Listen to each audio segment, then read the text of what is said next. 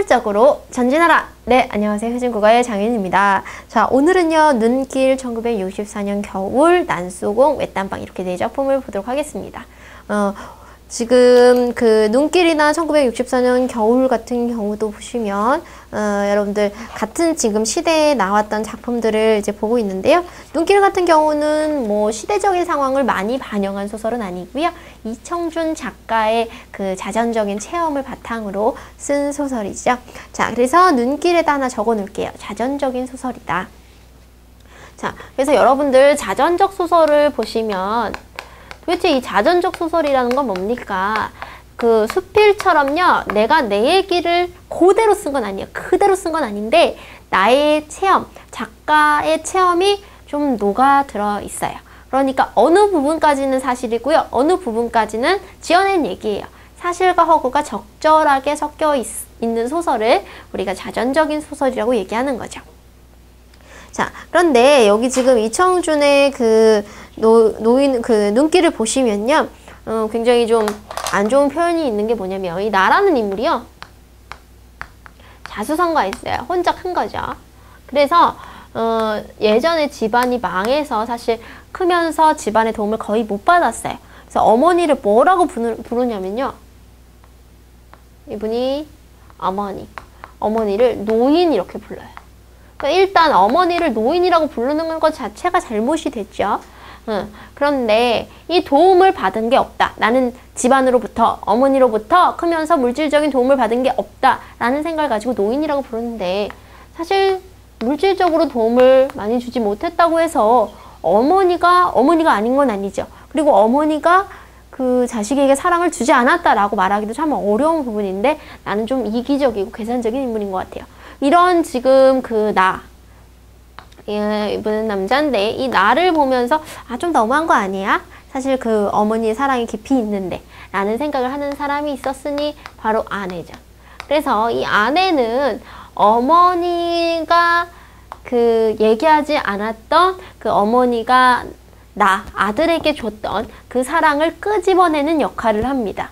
자, 그래서 사실 이 어머니는요, 나가 어떤 일을 하든 어떤 말을 하든요, 얘기하지 않아요. 왜냐면 자식에게 뭔가 해주지 못했다라는 죄책감이 있기 때문에. 그런데 이제 그 아내가 사실은 이 어머니가 그렇게 많이 물질적으로 해주지는 못했지만 자식에 대한 사랑이 정말 많으신 분이었다 라는 것을 이끌어내는 그 이야기를 이끌어내는 그 계기가 되는 사람, 이 바로 아내죠.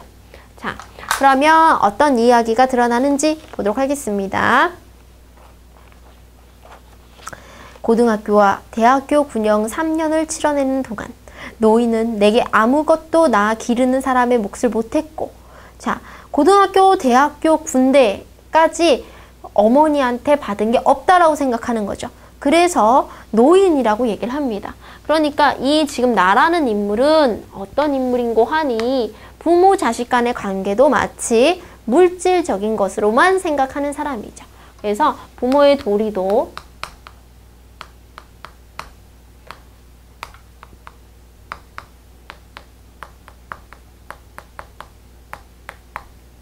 부모의 도리를 물질적으로만 생각하는 사람입니다. 그러니까 작가 이청준이 집안이 실제적으로 어렸을 때 몰락을 해서 이렇게 어머님하고 사이가 안 좋았다는데 그 체험이 그대로 녹아져 있는 거죠. 자, 나는 또 나대로 그 고등학교와 대학교 군용의 의무를 치르고 나서도 자식놈의 도리는 엄두도 못했다. 노인이 내게 베푼 바가 없어서가 아니라 그럴 처지가 못 되었기 때문이다. 나는 나대로 형이 내게 떠맡기고 간 장남의 책임을 감당하기를 사양치 않을 수가 없었기 때문이다. 그러니까 장남은 아니지만 형이 장남 놀이를 못하게 되어서 내가 올더리 장남을 맡은 거죠. 노인과 나는 결국 그런 식으로 서로 주고받을 것이 없는 처지였다. 그래서 굉장히 뭐라고 생각하냐면 이 사람은 이기적이에요. 또 매정해요. 이기적이고 매정한 그 나의 존재가 드러나는 거죠.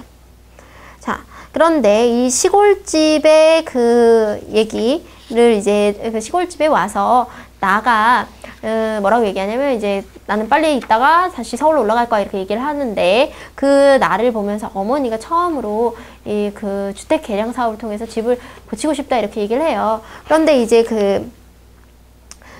지금 나는 굉장히 당혹스럽고 별로 반기지 않죠? 그러니까 나의 태도에 대해서 아내가 이제 불만을 생각하고 이제 옛집에 대한 이야기를 좀 끄집어내는 그런 계기가 되는 거죠. 방이 이렇게 좁은데 어머니 이 옷장이라도 어디 다른 데로 좀 내놓을 수 없으세요? 이 옷장을 들여놓으니까 방이 좀 더 비좁지 않아요? 라고 새로운 지금 것이 등장했는데 그게 뭡니까? 빨간 펜을 찾고 싶었으나 빨간 펜이 보이지 않네요. 옷장입니다. 이 옛날 이야기를 끌어다 쓸 수 있는 바로 옷괴입니다. 자, 그래서 아내가 가장 내가 거북스럽게 생각하는 그곳으로 화제를 끌어들이고 있는데 그게 바로 옷괴입니다. 자, 옷괴는 지금 그 예전에 일을 떠올리게 하는데요. 예전에 이 사람이 이제 그 17년, 8년 전, 즉 고등학교 1학년 때 집이 몰락을 하게 됩니다. 특히 그 술버릇이 점점 사나워져 가던 형이 사고를 치는 바람에 그 집에 있는 밭도 팔고 논도 팔고 막 이랬는데 결국에는 마지막에 뭐까지 팔게 됐다. 집까지 팔게 되는 거죠. 그러니까 그 얘기를 이제 그 당시엔 유학이에요. 고향을 떠나서 KC에서 공부를 하고 있던 내가 소문을 통해서 듣고 진짜 우리 집이 망했나? 그러면서 헐레벌떡 이렇게 딱 온 거죠. 그런데 분명히 내가 집이 팔려서 우리 집이 망해서 어차피 내가 집에 가도 없을 거라고 우리 가족이 없을 거라고 생각을 해서 친척 누님을 찾아갔더니 우리 지금 집에 여전히 노인이 기다리고 있더라. 어머니죠. 어머님이 기다리고 있더라 라는 거죠. 이상하다. 분명히 팔렸는데 어머니 어떻게 기다리고 계시지? 자, 어머니는요, 얘가 오면 마지막으로 하룻밤이라도 밥 먹여서 보내려고 준비를 하고 계셨던 거예요. 그러니까 집이 팔렸고 그 집주인에게 우리 아들이 올 수도 있으니까 하룻밤만 잘 수 있게 좀 양해를 좀 해주세요. 이렇게 엄마가 자식을 위해서 사랑과 배려를 했다는 거죠.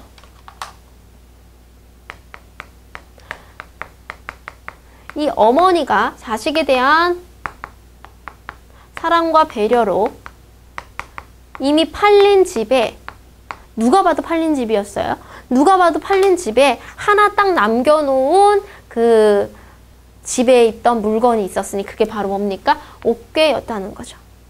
그렇죠? 그래서 이 옷괴를 보면 뭔가 내가 뭐 과거가 떠오르기 때문에 굉장히 좀 불편해요. 그렇죠? 아유 여기가 어디냐? 네가 누군데 내 집 앞에서 골목을 서성대고 있어야 하다는 말이냐? 그러니까 지금 엄마는요 전혀 드러내지 않고요. 야 여기가 네 집인데 네 왜 거기 바깥에 서성이고 있어? 얼른 들어와! 이렇게 얘기하는 거죠. 그래서 결국에는 엄마는 이 옷개 하나를 남기고 아들이 올 때까지 그 빈집을 쓸고 닦고 하면서 계속 기다려 오셨던 겁니다. 자, 이제 뒷페이지로 넘어가겠습니다. 그 옷개 한 가지나마 옛집 살림살이 흔적으로 남겨서 나의 괴로운 잠자리를 위로하고 싶었음이 분명하다. 어머니의 깊은 사랑이 느껴지죠. 그러한 내력이 숨겨온 옷개였다. 떠돌이 살림에 다른 가재 도구가 없어서도 그랬겠지만 이 20년 가까이를 노인이 한사코 함께 간직해온 옷개였다. 그러니까 노인한테 어머니죠. 어머니한테 이 옷개는 과거의 삶을 담고 있는 그 자체이기도 하고요. 어떤 마지막 남은 자존심이라고 할까요? 그런 것이기도 하죠.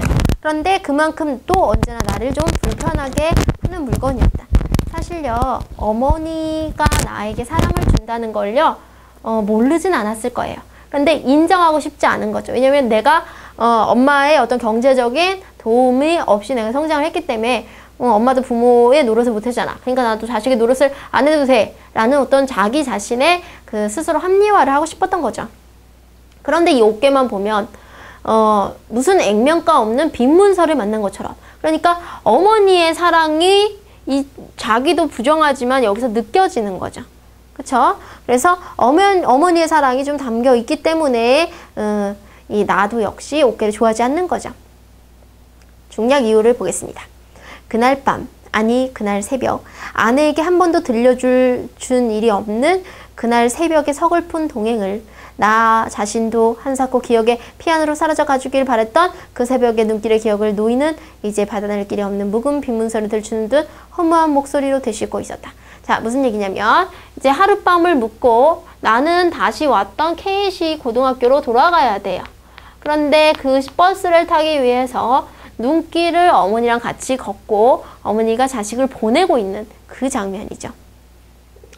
날은 아직 어둡고 산길은 험하고 미끄러지고 넘어지면서도 차부까지는 그래도 어떻게 시간을 대어 갈 수가 있었구나. 이야기를 듣고 있는 나의 머릿속에도 마침내 그날의 전경이 손에 닿을 듯 역력이 떠올랐다. 자, 그러면서 이제 동구밖까지만 바래다 주겠다는 그 노인이 마을 뒷산 잿길까지만 나를 좀 더 바래다 주마 우겼고 그 잿길에 올라선 다음에는 내가 신장로까지 하겠다라고 해서 계속 엄마가 끝까지 이 지금 등장인물 나를 아들을 바래다 주는 그런 모습이죠. 눈길을 혼자 돌아가다 보니까 이제 자식을 보내고 그 자식과 같이 왔던 그 길을 어머니가 혼자 가시는 거죠. 눈길을 혼자 돌아가다 보니 그 위에는 아직 우리 둘 말고는 지나간 사람이 없지 않겠느냐? 눈발이 그친 신장로 위에 저하고 나하고 둘이 걸어온 발자국만 이렇게 있다. 그러니까 아주 이른 새벽이니까 그 아들과 엄마가 걸었던 발자국 2개만 있고 나머지는 아직 발자국도 없는 거죠.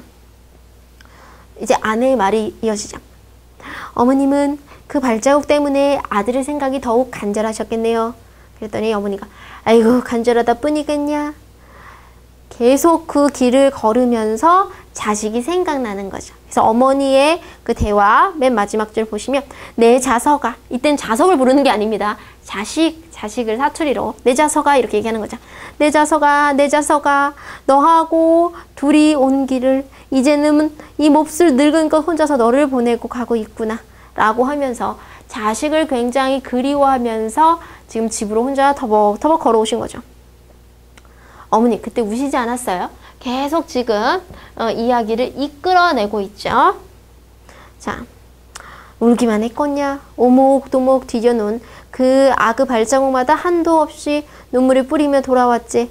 내 자서가 부디 몸이나 성이 지내거라. 부디 너라도 좋은 타고 나서 복받고 살거라. 눈앞이 가리도록 눈물을 떨구면서 눈물로 저 아그 앞길만 빌고 왔지. 그러니까 혼자 눈길을 막 걸어오면서 어머니는 자식의 앞날을 끊임없이 잘 되기를 바라는 거죠. 그래서 어머니의 사랑을 어른이 되어서야 비로소 나가 완전히 자각하는 거죠. 그래서 어머니의 어떤 애끓는 사랑, 그러니까 자식을 혼자 보내고 그 망한 그 집으로 이제 다시 돌아가는 그 어머니. 자, 나는 아직도 눈을 뜰 수가 없었다. 불빛 아래 눈을 뜨고 일어날 수가 없었다. 자, 왜 눈을 뜰 수가 없었을까요? 어머니를 오해하고 물질적인 사랑을 주시지 않았기 때문에 난 사랑을 받지 않았다는 어떤 그 생각을 했던 그 철없음을 부끄러워하는 거죠. 눈꺼풀 밑으로 뜨겁게 차오르는 것 뭘까요? 눈물을 아내와 노인한테 보일 수가 없었습니다. 그러니까 결국에는 이 어머니 얘기를 듣고 이 사람은 뭐 합니까? 반성하게 되는 거죠.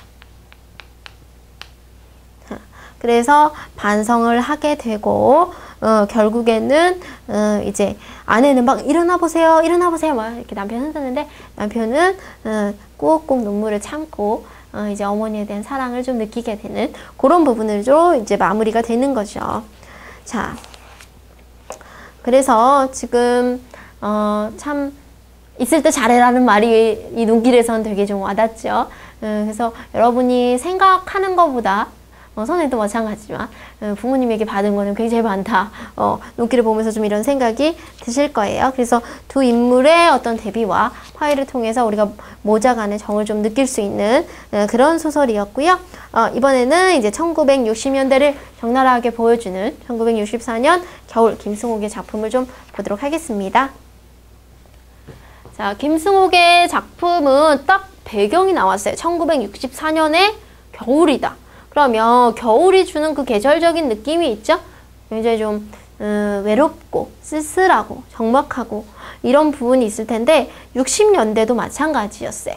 60년대도 그 시대적으로는 그렇게 이제 자유롭고 이제 뭐 이제 밝고 명랑한 이런 시기라기보다는 이제 정치적으로 굉장히 좀 혼란했기 때문에 자유 같은 것도 많이 박탈당하고 사람들 자체가 우울하고 이런 시기였거든요. 자, 그런데 여기는 3명의 인물이 있습니다. 자, 여기에 인물은 일단은 나라는 인물이 나오고요. 나라는 인물이 나오고 이제 안이라는 인물이 나옵니다. 안. 이름이 안. 그 다음에 사내.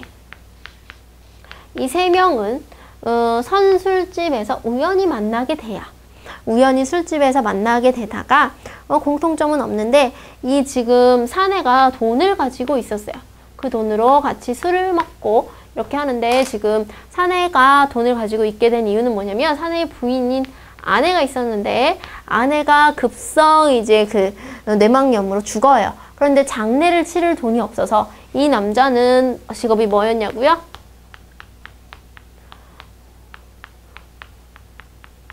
월부 책값을 받아야만 하는 그런 이제 그 책장사였는데, 그러니까 이 당시에는 지금 그러니까 매달 그 책을 통해서 이제 매달 돈을 받는 그런 건데, 이제 먼저 책을 내고 책을 이제 그 주게 되고 자신이 이제 돈을 받아야 되는데 그게 돈이 잘 안 걸치죠. 그래서 결국에는 외상으로 줬던 것들에 대해서 잘 받지 못하고, 그래서 이분은 삶이 굉장히 좀 핍박당하고 경제적으로 어려운 그런 사내였는데, 아내의 급성 죽음에 장례 치를 돈이 없어서 아내의 시체를 병원에다 내다 팔죠. 그런데 나 때문에 아내가 죽었고 장례도 못 치른다는 어떤 강한 죄책감에 시달리게 되죠. 그러다가 이제 혼자 있기가 싫어서 나와 안과 술을 같이 먹게 되는데, 이 안은 대학원생 아니라고 나와요. 대학원생이고 굉장히 좀 이기적인 사람이에요.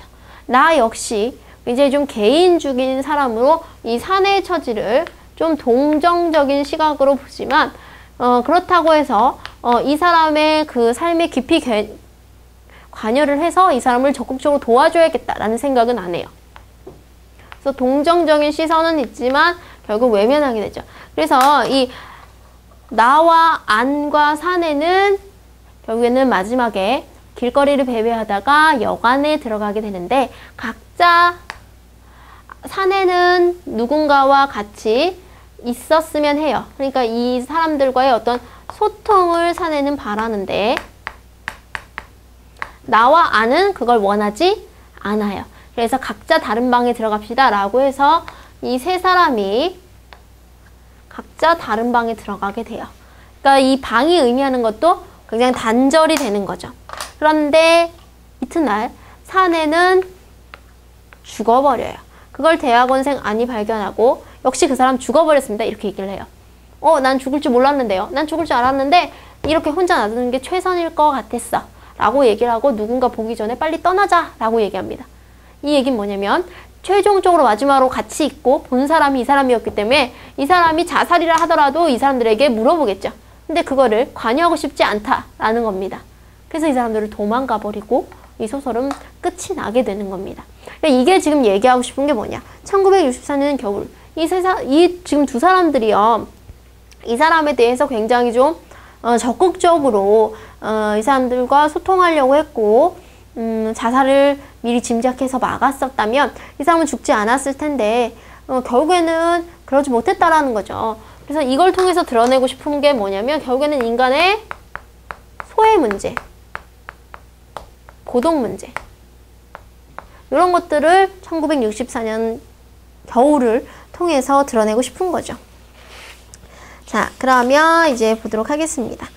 일단 나, 안, 사내 이렇게 된 것을 실제적인 어떤 이름, 뭐 희윤 이런 식으로 얘기를 안 하고 이렇게 얘기를 했다는 것을 우리가 익명화다, 익명성을 드러낸다 라고 볼 수가 있는데, 이걸 통해서 우리가 드러내고 싶은 것은 서로 이름을 가지고 소통하는 그 어떤 그 원활한 의사소통 관계가 아니라 단절된 의사소통이 이 시대에 이루어지고 있었다라는 겁니다.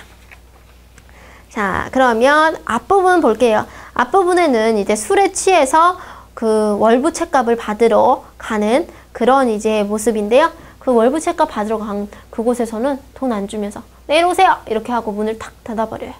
결국에는 울면서 돈 주세요! 막 이렇게 얘기하는데 결국에는 받지 못하고 이 지금 그 돈을 받지 못했기 때문에 아내도 구하지 못했던 건데 이렇게 좀 안타까운 그 현실을 한 번 더 보게 되고요. 결국에는 골목길을 걸어서 거리에 나오게 되죠. 그래서 거리에 나온 후로 우리 여관에 가자 라고 해서 이제 여관에 들어갑니다. 모두 같은 방에 들기로 하는 것이 어떻겠어요? 내가 다시 말했다. 자, 지금 나는 그래도 사내에 대해서 약간 동정적인 시각이 있어서 같이 들어가자 라고 얘기합니다. 그런데 안이 뭐라고 얘기하냐면 나는 아주 피곤합니다 이렇게 얘기해버려요. 그랬더니 방은 각각 하나씩 차지하고 자지요 이렇게 얘기하니까 아저씨가 혼자 하기 싫습니다 이렇게 중얼거려요. 그럼 좀 같이 있어주면 좋을 텐데 혼자 주무시는 게 편하실 거예요 이렇게 안이 매몰차게 혼자 자는 게 더 편하다라고 얘기를 해버려요. 그러면서 내가 화투라도 사다가 놉시다 이렇게 좀 아저씨 생각하면서 얘기를 하는데 난 피곤합니다 하고 싶은 두 분이나 하세요 이렇게 얘기를 하거든요. 근데 나는 참 안이 빠져버리니까 얘도 막 자기가 적극적으로 이 사람을 케어해줬으면 딱 한 명이라도 관심을 보였으면 죽지 않았을 텐데 나도 피곤해 죽겠습니다 라고 얘기하고 들어가 버려요. 그래서 숙박계에는 거짓 이름, 거짓 주소, 거짓 나이, 거짓 직업을 씁니다. 그러니까 왜 계속 거짓을 쓰냐면 그 개인적인 신분을 노출하기가 싫은 그 현대인의 모습을 보여주는 거죠. 그 다음 아침 일찍이 안이 나를 막 깨우면서 그 사람이 역시 죽어버렸습니다 막 이렇게 얘기하는 거죠. 헉, 정말요? 저는 죽을 줄 몰랐는데요. 나가 너무 놀라서 얘기하니까 나는 알고 있었습니다. 역시 이렇게 얘기를 하는 거죠. 자, 어쨌든 아직까지 아무도 모르는 것 같습니다. 우선 빨리 도망해버리는 게 시끄럽지 않을 것 같습니다. 그러니까 현대인들이 얼마나 개인주의적인지가 여기서 드러나는 거죠. 이 사람의 죽음에 대해서 안타까워하고 슬퍼하기보다는 이 사람의 죽음에 내가 관련이 돼서 피곤한 일을 당하지 않길 바라는 거죠. 근데 여기서 되게 중요한 건요. 누가 와서 발을 붓는 것 같냐면 개미 한 마리요. 개미 한 마리가 이렇게 와서 이 사람들의 발을 막 이렇게 잡는 것 같아요. 개미 같나요? 그림이 좀 이상하군요. 이 개미가 상징하고 있는 게 뭐냐면 개미 한 마리가 이 내 발 쪽으로 오고 있는데 얘가 막 매몰차게 가버리죠. 지금 어떻게 보면 그 자살한 사내의 또 다른 분신이라고 볼 수도 있겠고 이 나의 마지막 양심, 나의 양심이라고 볼 수도 있겠죠. 자, 그래서 바깥에는 막 눈이 내리고 있고요. 난 그가 죽으리라는 걸 알고 있었습니다. 난 짐작도 못했습니다. 이렇게 하고 뭐 짐작해도 어쩔 수 없죠. 그런 식으로 얘기를 하면서 우리는 이제 나이가 너무 많이 늙어버린 것 같다. 좀 이렇게 젊은이답게 좀 이제 싱싱하고 생명력 있지 않고 삶이 너무 우중충하고 허무주의적이고 또 이렇게 개인적이고 이런 거 아니겠느냐라는 얘기를 이제 담고 있는 그런 부분이죠. 그래서 어쨌든 서로 좀 재미 많이 보세요. 마음을 터놓지 않고 있어요. 끝까지 단절된 인간관계로 재미 많이 보세요. 이런 식의 그 피상적인 인간관계를 다루는 그런 단어들만 얘기하고 이야기만 하고 이제 무덤덤하게 헤어지는 거죠. 사내가 어떻게 죽었지 너무 슬퍼하고 이런 부분은요 아무 데도 없어요. 그렇죠? 그래서 우연한 만남과 헤어짐을 통해서 이제 만났지만 한 인간이 죽었는데도 결국에는 이렇게 담담하고 이제 그 속에서 굉장히 좀 아픔을 나누지 못하고 의사소통이 단절된 그런 삭막한 인간관계에 대해서 보여주고 있는 소설이죠. 그래서 이 세 사람과의 어떤 유대감은 있었다 없었다? 유대감은 없었다. 그러니까 결국에는 현대소설의 단절된 인간관계다. 그 인간관계를 보여주고 있는 작품이었다라는 거죠. 자, 그 다음에는요, 조세희의 난쏘공을 보도록 하겠습니다. 난제이가 쏘아올린 작은 공이라는 그 작품인데, 좀 줄여서 난쏘공 이렇게 얘기를 합니다. 지금 난제이 같은 경우는 굉장히 사회적으로 요즘은 외소증 이렇게 얘기를 하는데요. 사회적으로 소외된 그런 계층이죠. 뭔가 사회의 주류라기보다는 특히 이 당시는 비주류에 해당하는 이제 그런 사람인데, 이 당시 1970년대는요 산업화가 굉장히 막 일어났어요. 그래서 그 도시 빈민들이 살고 있던 그 공간을 무너뜨리고 이제 아파트가 입주하게 되는데, 아파트가 입주하게 된다 그래서 그 살던 사람들이 사실 들어갈 수는 없어요. 왜냐면 들어갈 수는 있지만 입주권을 받아도 그 금액 차이가 나기 때문에, 그래서 실질적으로 자신의 터전을 남에게 주고 다른 데도 떠나야 되는 그런 상황인 거죠. 자, 그래서 도시 빈민으로 대표되는 난쟁이인 아버지 또 어머니가 있고요. 그 사이에 3남매가 있습니다. 3남매. 자, 3남매는 영수, 영호, 영희가 되겠습니다. 그 난쟁이 가족의 얘기가 난소공의 바른 난소공의 전체의 얘기가 되는 거죠. 자, 그러면 지금 이 온갖 그 어려움을 극복하고 하나하나 쌓아갔던 이 도시의 소외된 계층이 지금 그 재개발 사업으로 인해서 철고장을 받게 돼요. 이 사람이 살고 있는 동네는 어디냐면 낙원구 행복동입니다. 이 가족이 살고 있는 곳은 낙원구 행복동이에요. 그런데 자신이 살던 집을 떠나라고 이렇게 철거 개고장을 받는 이곳이 행복할 리는 없죠. 그쵸? 그런데 그 제목이 뜻하는 건 낙원구 행복동입니다. 굉장히 좀 반어적이다라고 좀 보이는데, 이게 지금 얘기하고 싶은 거는 오히려 이런 반어를 통해서 이 그 어떤 그 현대의 그 소시민들, 그 소외된 계층들을 힘들게 하는 그 비판적인 것을 좀 드러나고 있는 거죠. 그래서 이 산업화 시대 그 도시 소외 계층의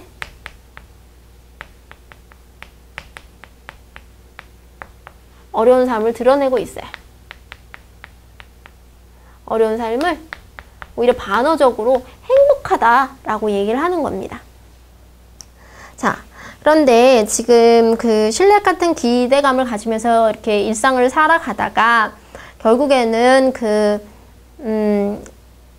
입주권을 팔아야 하는, 다른 사람한테 아파트에 들어갈 수 있는 그걸 팔고 우리는 이제 빚을 갚고 집을 떠나야 되는 그런 상황에 처해져 있는데요. 지금 그 상황에 처해진 그 순간에 아버지는 굉장히 그 힘든 현실을 떠나서 어디에 살고 싶어 하냐면요, 달에 가서 살고 싶다고요. 이 달에 가서 살고 싶다는 건 현실을 뭐 하고 싶다, 떠나고 싶다라는 거죠. 아버지의 열망대로요, 이 집을 떠나는 그 순간 아버지는 달나라로 가시는데, 실제로 달나라로 가시는 게 아니고 결국에는 그 이제 옛날에 살던 그 집에서 이제 그 집에서 좀 멀리 떨어지지 않은 이제 벽돌 공장에서 아버지가 자살을 하시게 되는 거예요. 자, 그리고 이제 그 어머니와 아버지가 이제 다른 투자자에게 입주권을 팔게가 되는데요.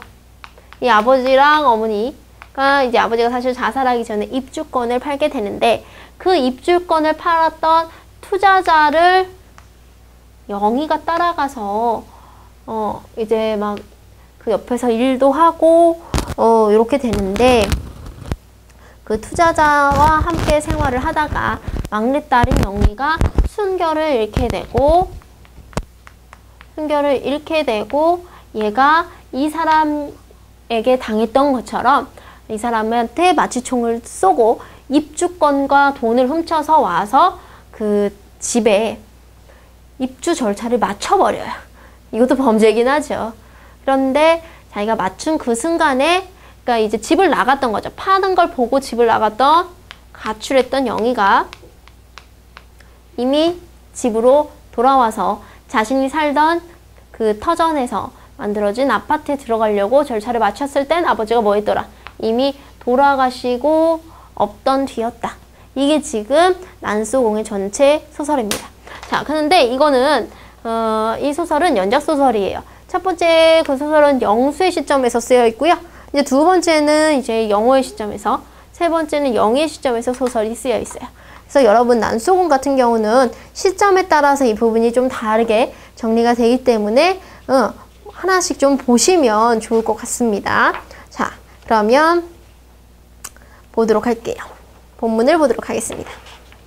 그날 밤 승용차 안에 사나이가 우리 동네의 나머지 입주권을 모두 다 사버렸다. 그는 다른 투기업자들이 20만 원에 사는 것을 25만 원씩 주고 모두 사버렸다. 굉장히 강한 어떤 자본력이 있는 투자자가 이 난쟁이 가족의 입주권을 산 거죠. 그날 밤에도 영희는 펜지꽃 앞에서 기타를 쳤다. 그 펜지꽃이 상징하는 굉장히 순수한 그런 의미가 드러나고 있죠. 자, 사나이가 아버지에게 담배를 권했다. 25만 원이 분명하죠? 이런 식으로. 그래서 그 뒷부분은요, 아버지와 이 지금 그 사나이 간의 어떤 입주권에 대한 판매 가격이 주고받는 그 부분이죠. 자, 그런데 아버지의 이름이 좀 재밌습니다. 아버지의 이름이 중간에 그 한자로 써 있는 부분인데요. 김불입니다. 옛날에 노비 이름 뒤에 이를 많이 썼는데 이 불이라는 건요, 노비가 아니다라는 뜻입니다. 그러면 아버지가 이름이 노비가 아니다라는 뜻은 노비이고 싶지 않다라는 어떤 바람인 거죠. 그래서 그 어떤 빈곤층에서 벗어나고 싶은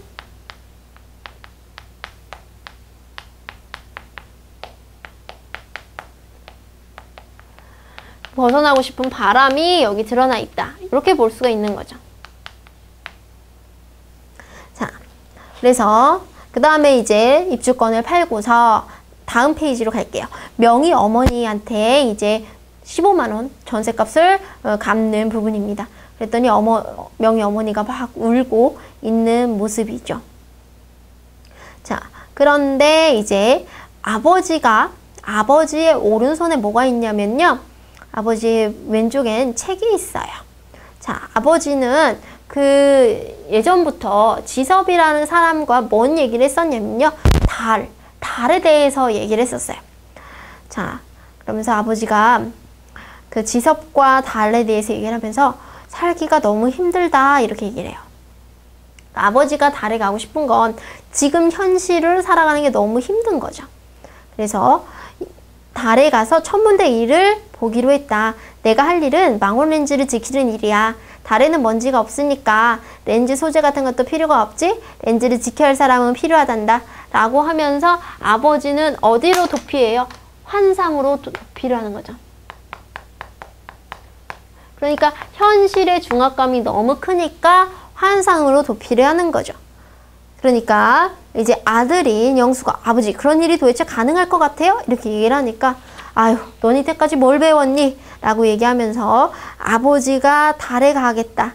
그래서 맨 마지막 줄, 이 페이지 맨 마지막 줄에 로스 씨의 편지를 받기 전에 내가 보여줄 것이 있는데 지섭에게 말해서 내가 쇠공을 쏘아 올려 보여주겠다. 라고 이제 달나라로 가고 싶은 어떤 아버지의 소망이 좀 드러나 있죠. 자, 그래서 그 뒷페이지로 넘어갈게요. 여기까지가 아버지의 어떤 그 달나라로 가고 싶은 소망이냐면 이 동시에 일어나는 일 중에 하나가 바로 영희의 가출이 있죠. 입주권을 팔자마자 이제 영희가 가출하는데 그 가출하는 그 상황에서 집을 나간 영희를 이제 형제들이 막 찾고 있죠. 없지? 네. 찾지도 못하면서 밤새도록 어디가 있었니? 나는 돌멩이를 집어 다시 방쪽을 향해 던졌다. 어머니도 기진막진해서 다른 말을 못했다. 형이 어머니의 등을 밀면서 대문 안으로 들어갔다. 조용한 아침이었다. 이젠 영호의 시점이죠. 100여 채의 집이 헐리고 남은 것은 몇 채 안 되었다. 그러니까 행복동 주민 대부분이 집을 철거당했고요. 결국에는 떠났죠. 그런데 우리는 누굴 못 찾아서, 영희를 못 찾아서 떠나지 못했죠. 철거일을 어겨야 할 다른 이유는 없었다. 왜냐면 이미 집을 팔아버렸기 때문입니다. 그래서 이제 그 현실을 떠나서 달로 가고 싶어하는 아버지의 모습, 그 다음에 또 이제 입주권을 팔자마자 집을 떠난 영희의 모습이 이제 같이 드러나고 있죠. 자, 그래서 이 난소공에서는 그 산업화 시대에 그 도시 빈민의 대표적인 난쟁이의 가족의 모습을 드러냄으로써 이 사람들이 삶의 터전을 잃고 또 이제 현실을 살아가는 게 얼마나 어려운지를 좀 아주 극단적으로 보여주고 있는 그런 작품이 되겠습니다. 자, 이번에는요, 신경숙의 외딴방을 보도록 할게요. 난소곤 같은 경우는 정말 여러분, 좀 길긴 하지만 세 가지의 그 시점, 영수, 영호, 영희의 시점으로 각각 쓰여진 게 아주 재밌기 때문에 한 번쯤 보시길 바라겠습니다. 자, 이제 신경숙의 외딴방인데요. 신경숙 작가가 요즘 좀 불미스러운 일도 좀 있었습니다만, 여러분들이 그 신경숙 작가한테 조금 그래도 볼만한 부분은 뭐냐면, 그 현대소설에서 이제 여성 작가로서 어떤 좀 대중적인 그 좀 획을 그은 작가기도 하고요. 원래는 그 소설을 쓰실 만한 그런 여유로운 상황은 아니었으나, 정말 공장을 다니면서도 끝까지 문학적인 열정을 놓지 않았고, 그 다음에 많은 사람들의 글을 정말 베껴 쓰기를 일일이 하시면서 문학적인 그 어떤 재능을 키워왔던 작가라는 점에서는 좀 의미가 있죠. 자, 그래서요, 이 소설 역시도 지금 신경숙 작가의 어떤 체험이 반영되어 있습니다. 그래서 이것도 역시 자전적인 소설이다 라고 얘기할 수 있겠고요.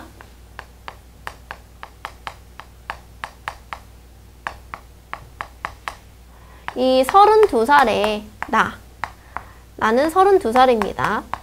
어른 작가가 된 나가 과거의 어린 시절의 소녀의 나의 모습을 회상하는 그런 구조로 되어 있죠. 자, 그래서 나는 어린 시절에, 이때는 소녀라고 할까요? 소녀로서의 과거의 자아를 회상하는 이런 구조로 되어 있습니다. 자, 그런데 이 과거의 그 나는 굉장히 상처를 가지고 있는 인물이에요.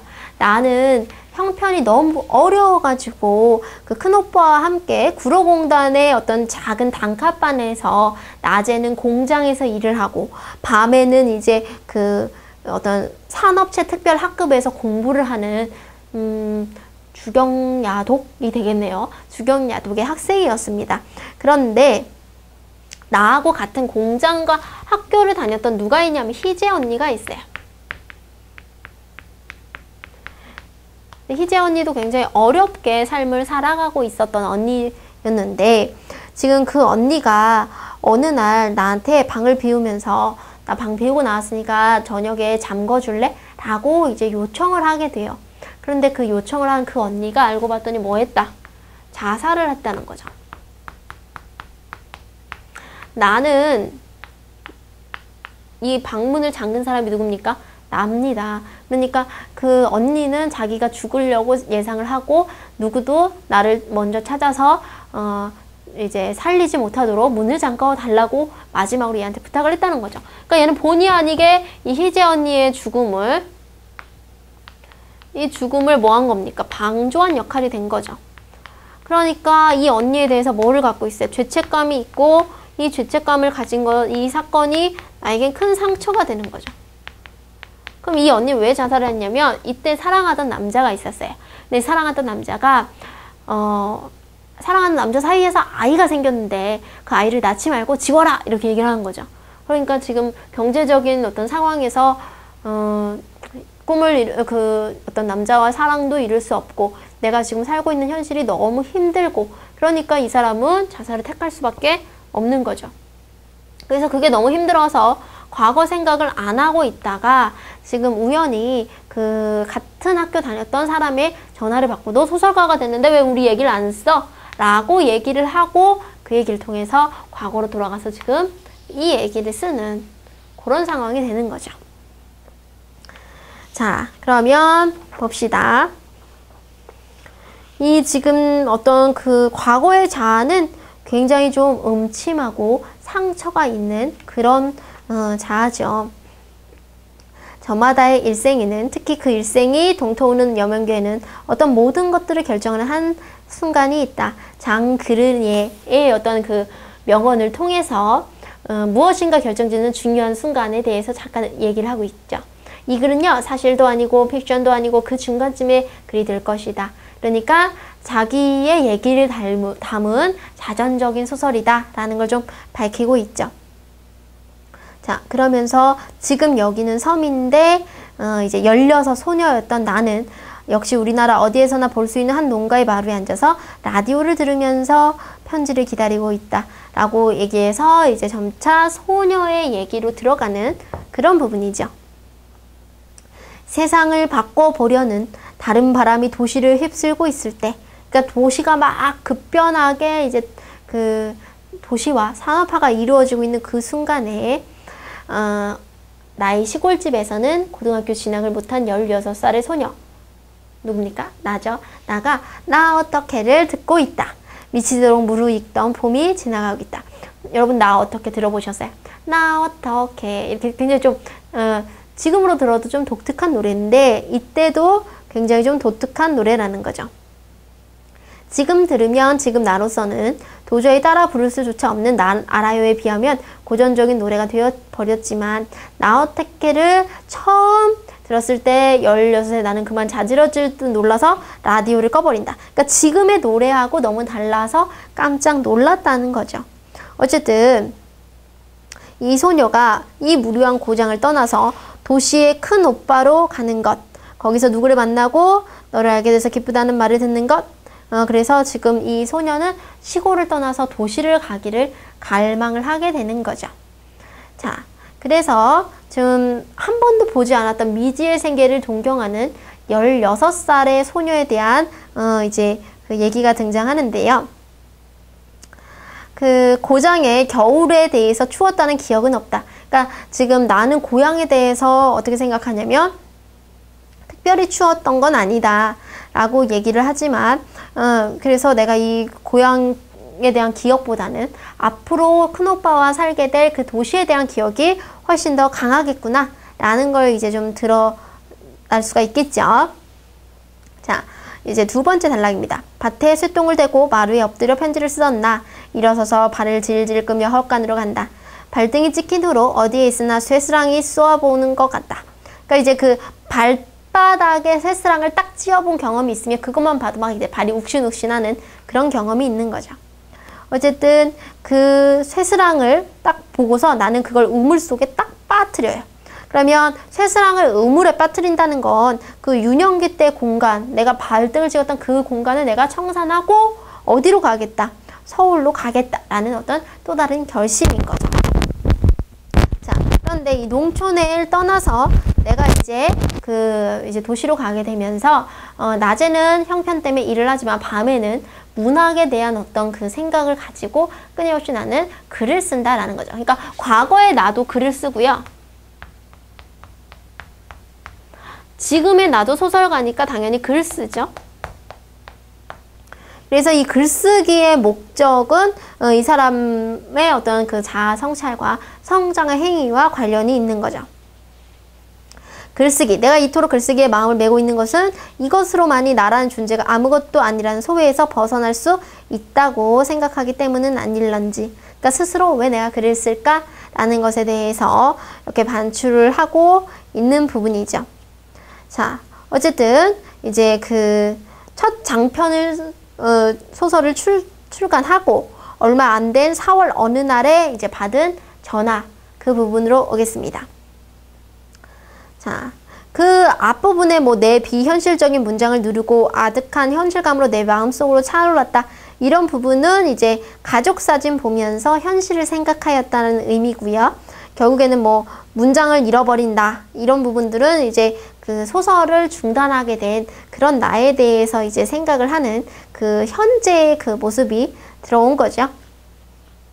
자, 그래서 이제 글쓰기에 대해서 생각하고 있는 현재의 나, 그 다음에 이제 첫 장편 소설을 출간하고 나서 이제 그 동창의 전화를 받는 그런 부분이 이제 끝맺음이 되는 거죠. 뭐 희재의 소설, 희재의 언니의 죽음에 대한 부분은 아직 드러나진 않았습니다만 전체적으로 얘기를 보면 이 도시에 왔을 때 살게 되는 이 방이 바로 무슨 방이다? 외딴 방이라는 거예요. 이 소설의 그 제목이자 이 공간인 외딴 방이 되게 중요한데 이 외딴 방은 실제로 누가 거주하던 방이다. 나와 오빠가 거주하던 방이다.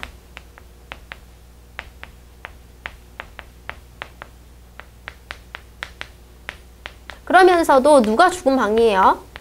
희재 언니가 죽은 방이죠. 물론 희재 언니가 우리 방에 죽진 않았지만 희재 언니도 우리가 살았던 그런 공간에서 힘들게 살고 있었던 거죠. 자, 그래서 어떻게도 볼 수 있냐면 나를 포함한 희재 언니처럼 어떤 그 사춘기 소녀들이 고된 그 노동을 하며 겪어야 했던 고된 현실이다. 노동을 하며 겪어야 했던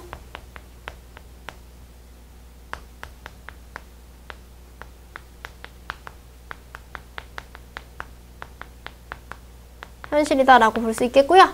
이제 세 번째로는 어떻게 볼 수 있냐면 결국에는 그 비주류죠. 사회에서 벗어난 그 소외된 사람들의 삶의 공간. 요렇게 볼 수가 있는 거죠.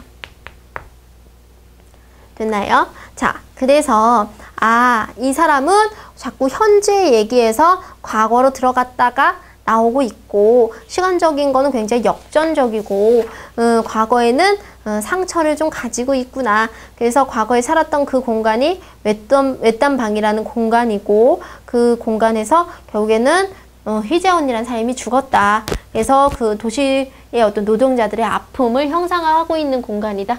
라고 이제 보시면 되겠습니다. 자, 여기까지가 선생님 지금 했던 31강의 내용이었습니다. 여기가 지금 우리가 봤던 현대소설 전부고요. 이제 32강부터는 수필과 극으로 이어진 무소유 트럭 아저씨 원고지 또 결혼이라는 작품을 좀 보도록 하겠습니다. 꼭 예습해 오시고요. 다음 시간에 뵙도록 할게요.